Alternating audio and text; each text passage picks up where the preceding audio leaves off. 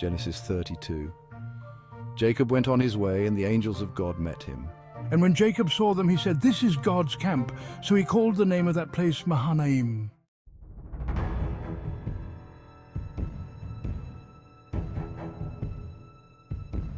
And Jacob sent messengers before him to Esau, his brother, in the land of Seir, the country of Edom, instructing them, "Thus you shall say to my lord Esau, Thus says your servant Jacob, I have sojourned with Laban and stayed until now. I have oxen, donkeys, flocks, male servants and female servants. I have sent to tell my lord, in order that I may find favor in your sight." And the messengers returned to Jacob, saying, "We came to your brother Esau, and he is coming to meet you, and there are 400 men with him." Then Jacob was greatly afraid and distressed. He divided the people who were with him and the flocks and herds and camels into two camps, thinking, If Esau comes to the one camp and attacks it, then the camp that is left will escape.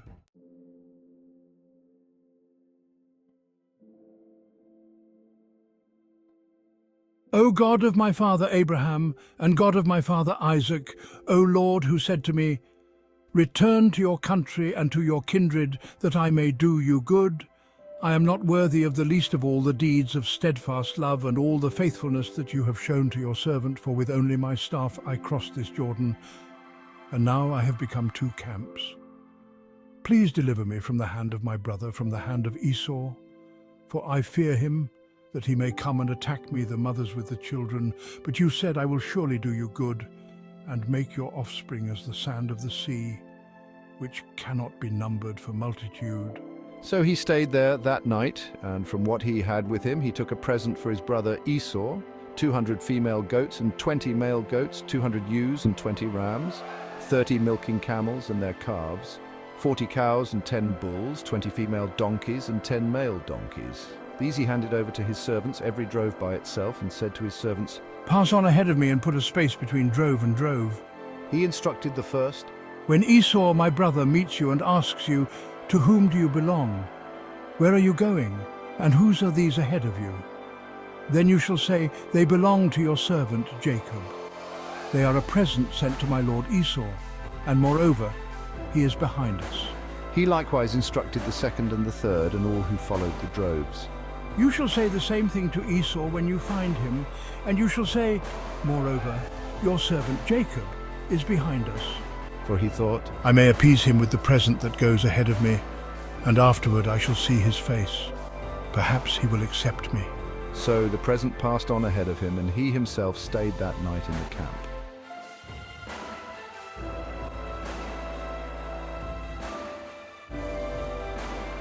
The same night he arose and took his 2 wives, his 2 female servants, and his 11 children, and crossed the ford of the Jabbok.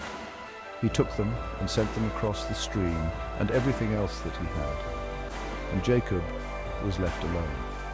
And a man wrestled with him until the breaking of the day. When the man saw that he did not prevail against Jacob, he touched his hip socket, and Jacob's hip was put out of joint as he wrestled with him. Then he said, "Let me go, for the day is broken." "I will not let you go unless you bless me." "What is your name?" "Jacob." "Your name shall no longer be called Jacob, but Israel, for you have striven with God and with men and have prevailed." Then Jacob asked him, "Please tell me your name." "Why is it that you ask my name?" and there he blessed him. So Jacob called the name of the place Peniel, saying, "For I have seen God face to face, and yet my life has been delivered." The sun rose upon him as he passed Penuel, limping because of his hip. Therefore to this day the people of Israel do not eat the sinew of the thigh that is on the hip socket, because he touched the socket of Jacob's hip on the sinew of the thigh.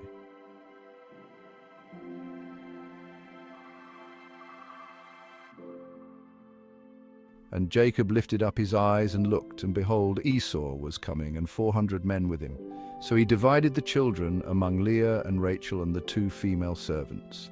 And he put the servants with their children in front, then Leah with her children, and Rachel and Joseph last of all. He himself went on before them, bowing himself to the ground 7 times, until he came near to his brother. But Esau ran to meet him and embraced him and fell on his neck and kissed him, and they wept. And when Esau lifted up his eyes and saw the women and children, he said, "Who are these with you?" "The children whom God has graciously given your servant." Then the servants drew near, they and their children, and bowed down. Leah likewise and her children drew near and bowed down. And last Joseph and Rachel drew near, and they bowed down. What do you mean by all this company that I met? To find favor in the sight of my Lord. I have enough, my brother. Keep what you have for yourself. No, please, if I have found favor in your sight, then accept my present from my hand. For I have seen your face, which is like seeing the face of God, and you have accepted me. Please accept my blessing that is brought to you, because God has dealt graciously with me, and because I have enough. Thus he urged him, and he took it. Let us journey on our way, and I will go ahead of you. My Lord knows that the children are frail, and that the nursing flocks and herds are a care to me. If they are driven hard for one day, all the flocks will die. Let my Lord pass on ahead of his servant, and I will lead on slowly, at the pace of the livestock that are ahead of me, and at the pace of the children, until I come to my Lord in Seir. Let me leave with you some of the people who are with me. What need is there? Let me find favor in the sight of my Lord. So Esau returned that day on his way to Seir. But Jacob journeyed to Succoth and built himself a house and made booths for his livestock. Therefore the name of the place is called Succoth. And Jacob came safely to the city of Shechem, which is in the land of Canaan, on his way from Paddan Aram, and he camped before the city. And from the sons of Hamor, Shechem's father, he bought for 100 pieces of money the piece of land on which he had pitched his tent. There he erected an altar and called it El Elohe Israel.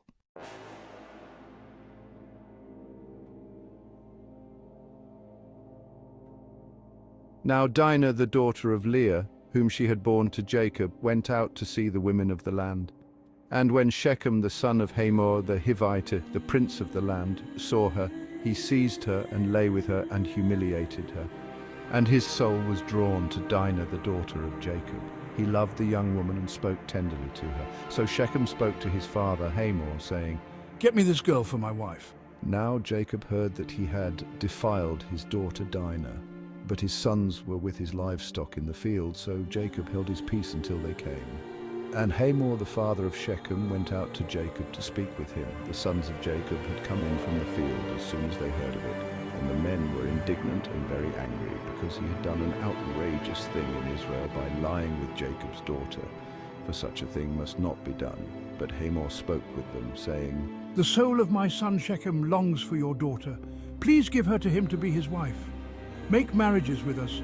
Give your daughters to us and take our daughters for yourselves. You shall dwell with us, and the land shall be open to you. Dwell and trade in it, and get property in it. Shechem also said to her father and to her brothers, Let me find favor in your eyes, and whatever you say to me, I will give. Ask me for as great a bride price and gift as you will, and I will give whatever you say to me. Only give me the young woman to be my wife. The sons of Jacob answered Shechem and his father Hamor deceitfully, because he had defiled their sister Dinah. They said to them, We cannot do this thing to give our sister to one who is uncircumcised, for that would be a disgrace to us. Only on this condition will we agree with you, that you will become as we are by every male among you being circumcised. Then we will give our daughters to you, and we will take your daughters to ourselves, and we will dwell with you and become one people. But if you will not listen to us and be circumcised, then we will take our daughter and we will be gone. Their words pleased Hamor and Hamor's son Shechem, and the young man did not delay to do the thing, because he delighted in Jacob's daughter. Now he was the most honored of all his father's house. So Hamor and his son Shechem came to the gate of their city and spoke to the men of their city, saying, These men are at peace with us. Let them dwell in the land and trade in it. For behold, the land is large enough for them. Let us take their daughters as wives, and let us give them our daughters. Only on this condition will the men agree to dwell with us to become one people, when every male among us is circumcised as they are circumcised. Will not their livestock, their property, and all their beasts be ours? Only let us agree with them, and they will dwell with us. And all who went out of the gate of his city listened to Hamor and his son Shechem, and every male was circumcised, all who went out of the gate of his city.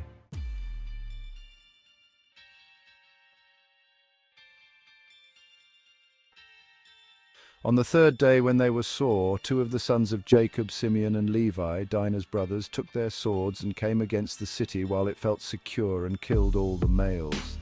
They killed Hamor and his son Shechem with the sword and took Dinah out of Shechem's house and went away. The sons of Jacob came upon the slain and plundered the city. Because they had defiled their sister, they took their flocks and their herds, their donkeys, and whatever was in the city and in the field, all their wealth, all their little ones and their wives. All that was in the houses they captured and plundered. Then Jacob said to Simeon and Levi, You have brought trouble on me by making me stink to the inhabitants of the land, the Canaanites and the Perizzites. My numbers are few, and if they gather themselves against me and attack me, I shall be destroyed, both I and my household. but they said, Should he treat our sister like a prostitute?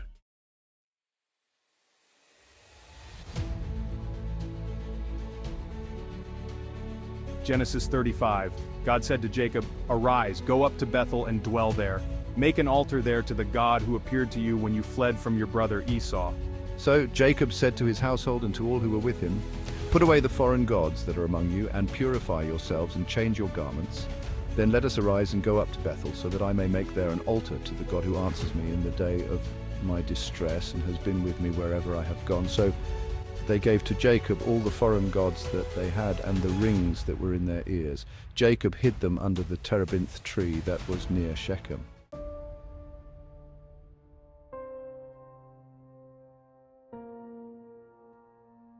And as they journeyed, a terror from God fell upon the cities that were around them, so that they did not pursue the sons of Jacob. And Jacob came to Luz, that is Bethel, which is in the land of Canaan, he and all the people who were with him, and there he built an altar and called the place El Bethel, because there God had revealed himself to him when he fled from his brother.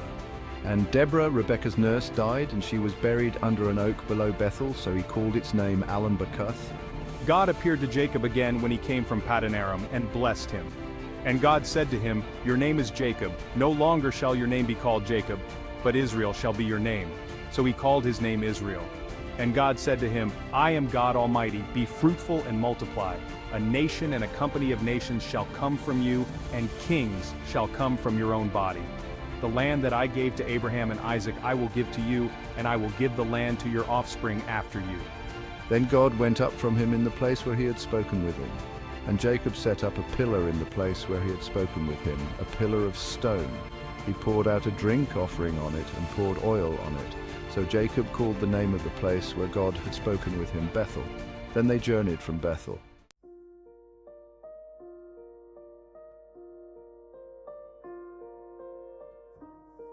When they were still some distance from Ephrath, Rachel went into labor, and she had hard labor.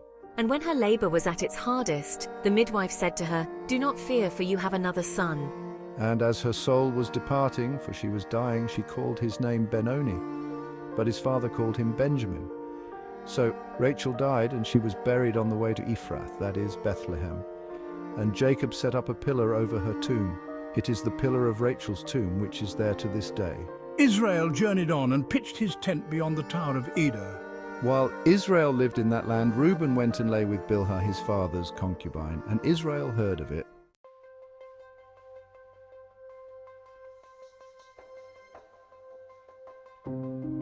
Now the sons of Jacob were 12. The sons of Leah, Reuben, Jacob's firstborn, Simeon, Levi, Judah, Issachar, and Zebulun. The sons of Rachel, Joseph, and Benjamin. The sons of Bilhah, Rachel's servant, Dan and Naphtali. The sons of Zilpah, Leah's servant, Gad and Asher. These were the sons of Jacob who were born to him in Paddan Aram.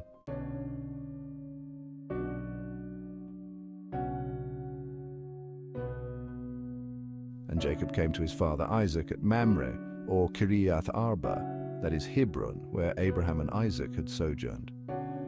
Now the days of Isaac were 180 years, and Isaac breathed his last, and he died and was gathered to his people old and full of days. And his sons Esau and Jacob buried him.